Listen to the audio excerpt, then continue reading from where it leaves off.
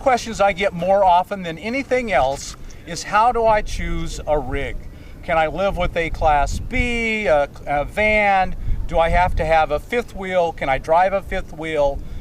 Just the choices are so many that some people get overwhelmed and they fall into analysis paralysis, and they don't do anything because they can't make a choice, or they put it off until they can make the perfect choice. There is no perfect choice. Every choice is a compromise. So we have a group here who have made those choices, and we're going to talk about the process of choosing, and several of them chose and then decided they chose wrongly. And there's nothing wrong with choosing wrongly. They simply made the change.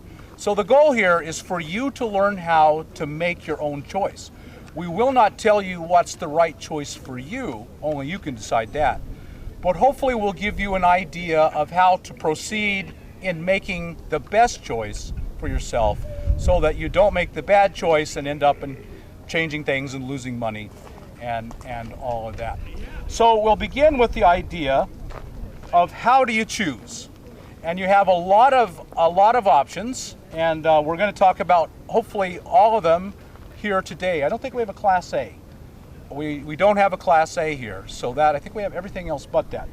So why don't we go around and each of you give a quick introduction and history, why you chose to be a nomad, and how you made your initial choice. Well, I started out 10 years ago. My last baby went off to college and I wasn't going to sit in the house, so I took the family van, threw a mattress in it, took it down to the RV store and had them put a 30 amp and an AC in it, and I traveled in that for 2 years. And after that I decided I needed a restroom, so I switched to, I kept the family van, but I added a casita travel trailer, which is a small little egg-like travel trailer. It's only 17 feet long, 3,500 feet, so my van pulled it very easily. I'm still using that. I use it pretty much constantly. My husband was a little slow on the uptake, so he wanted a fifth wheel, so we also have a fifth wheel that I leave him at home in the fifth wheel, and I still take off in my casita. So in reality, I've gone from a van to a casita to a fifth wheel, and it was all about budget with us. It was all about what is the minimum we can live with. He couldn't live in the casita full time, I could. He needed the slides, so that's why we went with a smaller fifth wheel, only 30 foot. 30 foot, very good. Introduce yourself, tell us Hi, who you are. I'm Steve, and I've been out on the road for over 2 years now. And I chose a high-top van. It's a ProMaster conversion by Winnebago. It's called a Travato.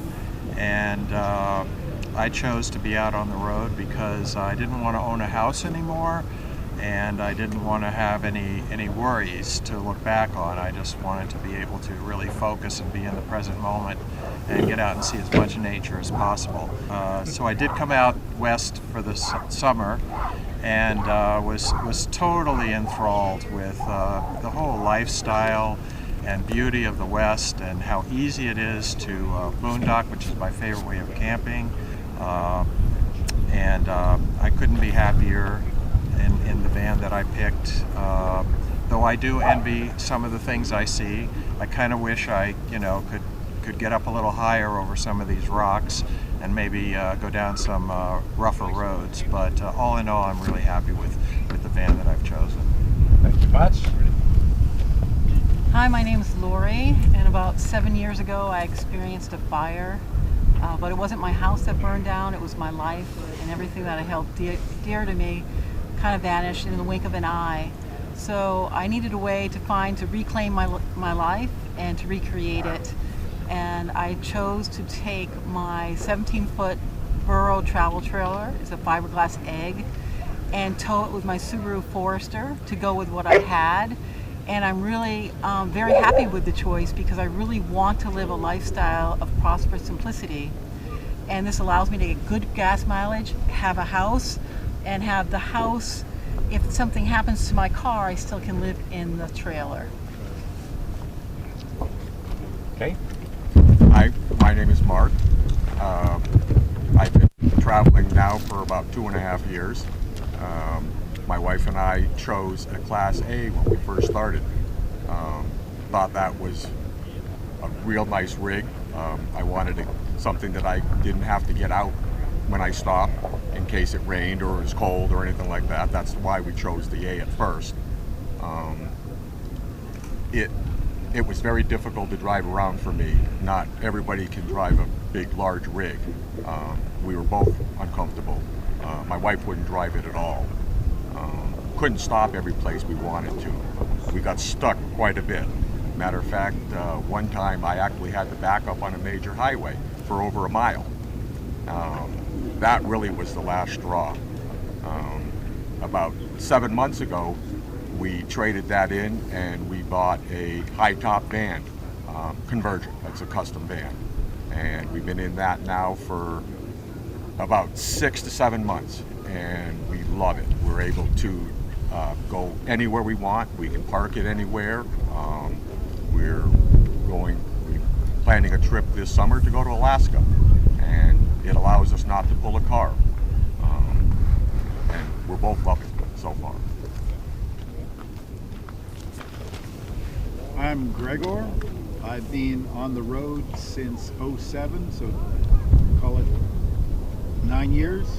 I started with a B+, all deluxe, everything, paid cash for it, drove it for 4 years, semi-happy with it.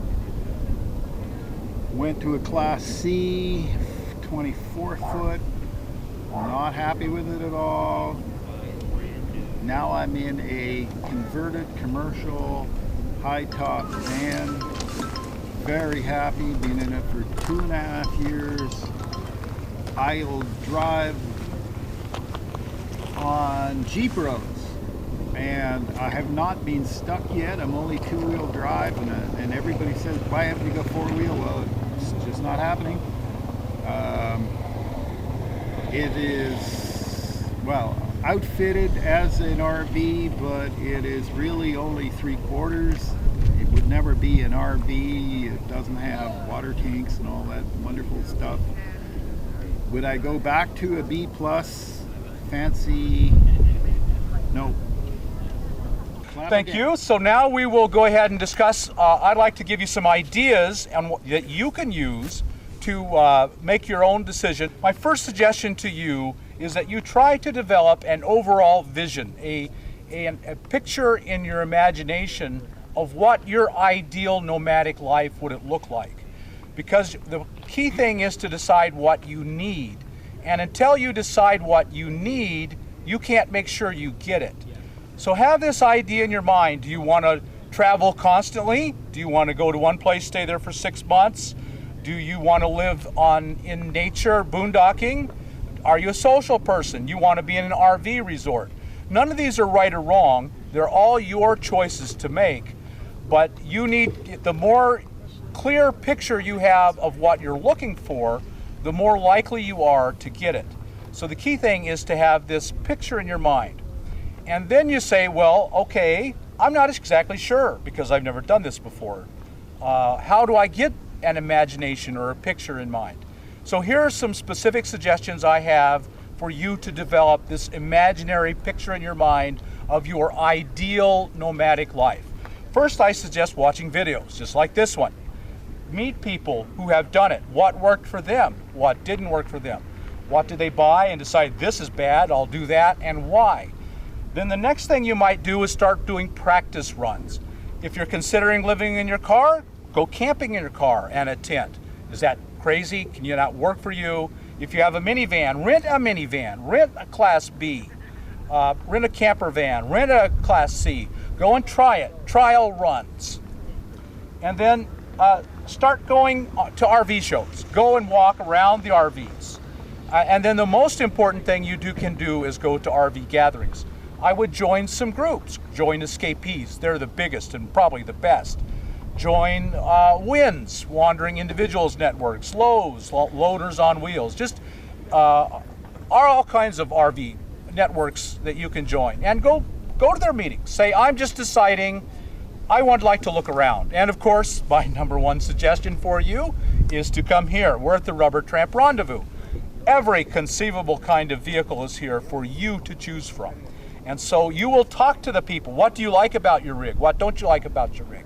So those are some suggestions, concrete suggestions you could put to work right now if you're still a year or two away from selling your house, kids getting older, mom and dad taking care of themselves. These are things you could be doing right now to get your nomadic life on the road and moving. So the next thing you need to do when you decide your choice of which vehicle you'll buy is set your priorities. That's why you got a vision of what you wanted to do, so you knew what kind of priorities you needed. What do you need out of a life on wheels? And there are many options, and I want to go down a list of things that you should consider. How important is this need for me? The problem is, you say, well, I want them all. Well, I wish I could give them all to you, but they're almost all polar opposites. So let's look at two of them. If you want a lot of room and comfort, that is exactly the opposite of miles per gallon. You can get into a great big 40-foot Class A, and you're going to get 6, 8, 9 miles to the gallon. Not good. But if your priority is comfort, perfect. If you want to travel a lot, drive constantly, you could get into a Prius. 50 miles to the gallon, literally. Drive all you want, barely spend any money on gas. You'll get no room or comfort. Those two are polar opposites of each other. Another one is going off-road. It's been mentioned several times here. They want to get off into nature. They want not off-road, but a little bit off-road. You're not getting very far off-road with a diesel pusher. But if you're in a four-wheel drive camper, slide-in camper, you can go a long ways. So they're polar opposites. And so it's critically important you decide which of these polar opposites is the one you can't live without. Because unless you choose the middle, the most middle you can, you're going to live without some of them. And if you choose badly, you choose one that gives you something you don't need, then you're going to regret it. That's where your big mistakes come. You end up buying a new one. So I'm going to go down a list of priorities that you might want to consider. How important is this to me? So I'm putting up on the screen a table that I've created to help you make your very best decision on which RV to buy. So I've listed out the table. You can see it here. The Class B, C, A, travel trailer, fifth wheel, truck, camper, and I threw in a van just for comparison. And then the characteristics that I think are most important, the priorities that you have to decide on. Again, selecting your priorities is key. Decide which of these you must have and make sure you get it. And then, okay, what's my next priority?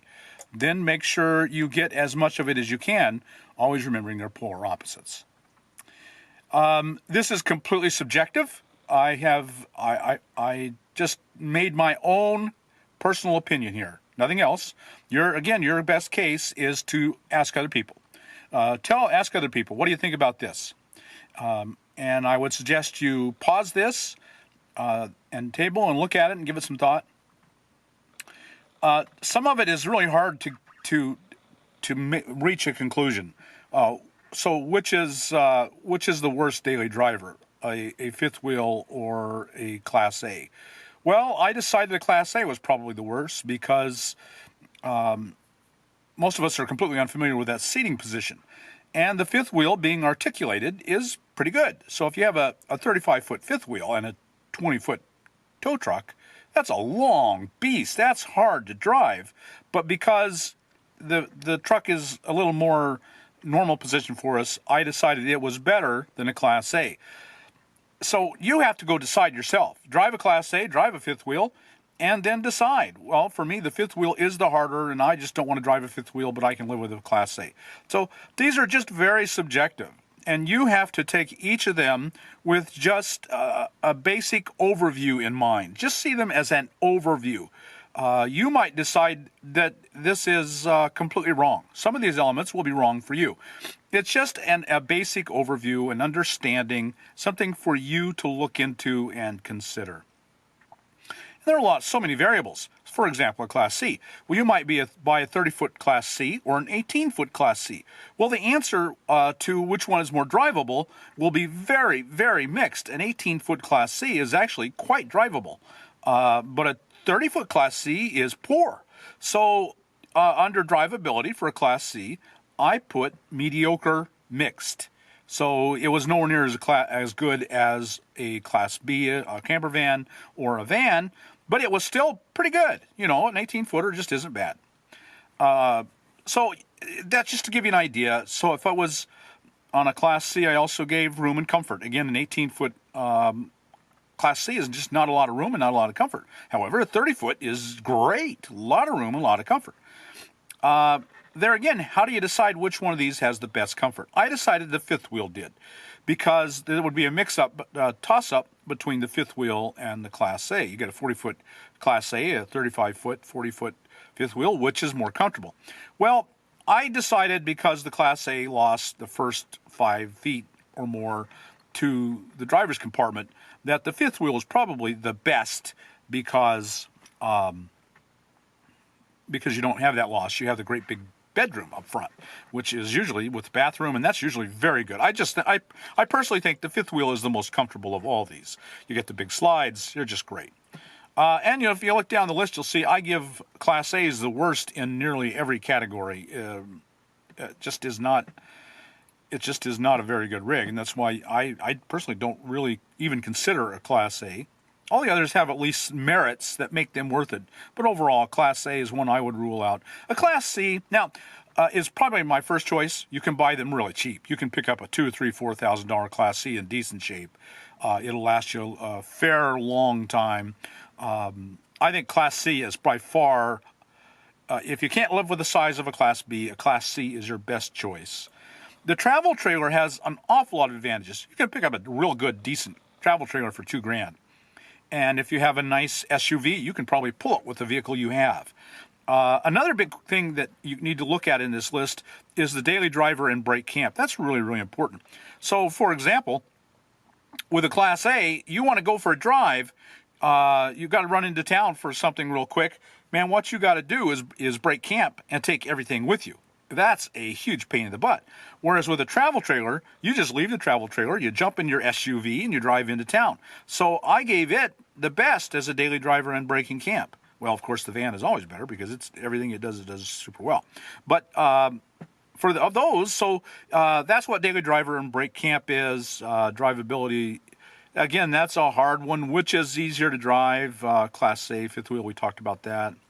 Backroad ability, they're all really poor except for the Class B, which is actually quite good, and the van, which is great. The truck camper, you'll notice I gave it a lot of mixed. It all depends. If you drop the truck camper, then you've got a truck, and that really improves a lot of things. And so it depends on if you're going to take the time to drop your truck camper. Drivability is another tough one with a truck camper because the big, fat, heavy ones will wallow, and they're not easy to drive. But the small, light campers are very pleasant to drive, and they're pretty good in the back, really good in the backcountry. So a truck camper is hardest to generalize. Also, if you get a nice diesel pickup, you drop the camper, you're going to get pretty darn good gas mileage, maybe better than maybe the best. So it's just really hard for me to assign on any kind of conclusion to truck camper because there's so many burials. The bottom line is most of you will buy an older, cheap, very heavy truck camper, and so in many ways it's not a good choice. It isn't really all that great in the country. They're not good daily drivers. The room and comfort is just adequate. Fuel mileage, if you buy an old gas, is poor. The safety is by far the worst.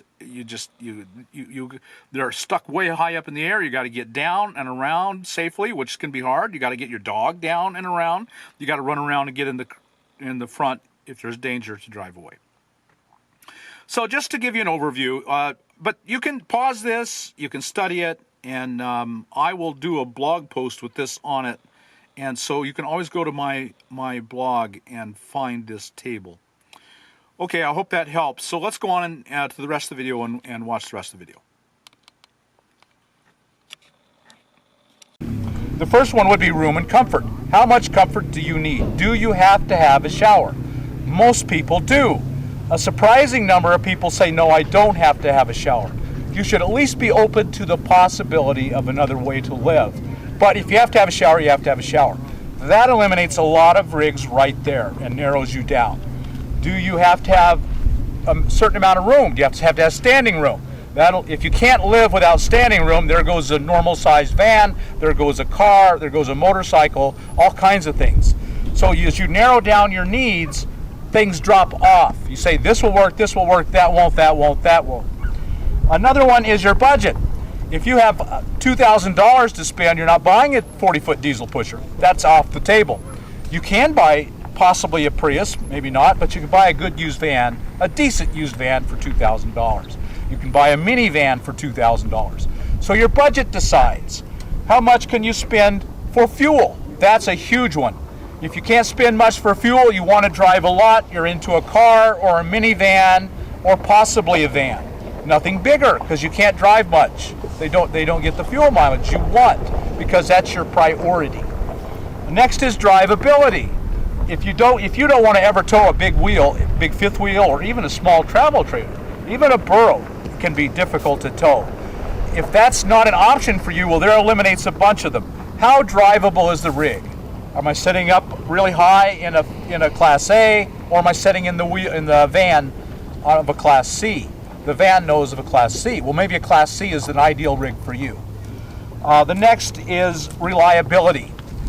RVs are almost always a major amount of work. You're going to be looking at the roof, repairing the roof, all the systems, fridges are notorious, all kinds of reliability issues. On the other hand, you buy a fairly new model Toyota Sienna, you've got a very reliable vehicle. You buy one that was well maintained, fairly new, you might go a decade and never put a penny into that vehicle. How important is that to you? Next is back road ability. I love being back further. When I'm out looking for a campsite, I come to the RVs. I don't want to camp with them. I want to go where they can't go. That's why I'm in a van. So I go a little further, what's blocked them off, and I'm alone. No generators, no dogs barking, I'm alone.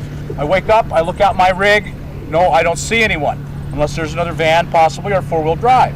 So that's a top priority to me, which is one of the reasons I'm in a van, one of the reasons I'm considering downsizing to a four-wheel drive pickup with a camper. That's a high priority. But maybe it's unimportant to you. That's something you have to decide. Next would be cargo capacity. Say you're an artist, or a videographer, a photographer, or you want to work on the road. You need to carry tools to be a handyman. Well, you can't do that in a Prius. I mean, you're not going to get much video gear or tools in a Prius, so that's not an option for you. But maybe a box van has the weight capacity and the room for you to have the comfort you need and to carry your bench saw. That's what you need to do your work as your job or your artwork. And finally, a big one, as was mentioned, was safety. If you're a single woman and you're somewhat fearful of being on the road, that's perfectly normal. I get that question all the time. Maybe you should consider a vehicle you can go straight from your bed to the seat, the front seat, to drive away. There's more safety. If you're in a slide-in camper, you're getting out, you're walking around, you're getting into the front seat. If there's something outside you're afraid of, a bear, a bad guy, that's almost certainly not going to happen, but in your mind, you're sure it will happen. Then you can have more safety by getting out of the bed, getting in the front seat, driving away. You'll get that in a Class A, B, C, or van, and that's about it. So maybe that makes the decision for you. These are options that you have to decide. I can't possibly tell you which should be your priority. That's for you to figure out, and that's where you use your imagination. Choose your priority, eliminate the things that don't meet your top priorities, and then work down the list of priorities, 1, 2, 3, 4, 5, and get the top 3. Or maybe you can get the top 4. I will say this, a simple van that you convert yourself is by far the best middle balance, perhaps a minivan, although you give up more comfort to get more miles per gallon. A simple van gives the best balance of all of them, by far. But if you can't live in that room and comfort, maybe a B+. Gives you more room and comfort, actually not more room, it's more crowded feeling, but you get a lot more comfort, you get the systems. And if that's not, possibly a C+, will meet most, or a C would meet most of your needs. And that's kind of my suggestion. If possible, go into minivan, van, Class B, Class C. So those are all options you have. Well, thank you all so much for sharing your lives with us and your experiences and what you've learned over the years. I hope you've all gained some information and knowledge from all that, and it helps you to make your own decision. And again, there's no right or wrong, there's no judgment here. Whatever you need is what you need. That's all that counts, is that you find what works best for you. But hearing from other people what worked for them is one of the very best ways to make your mental juices go and think, yeah, I can relate to that. That's the one I want.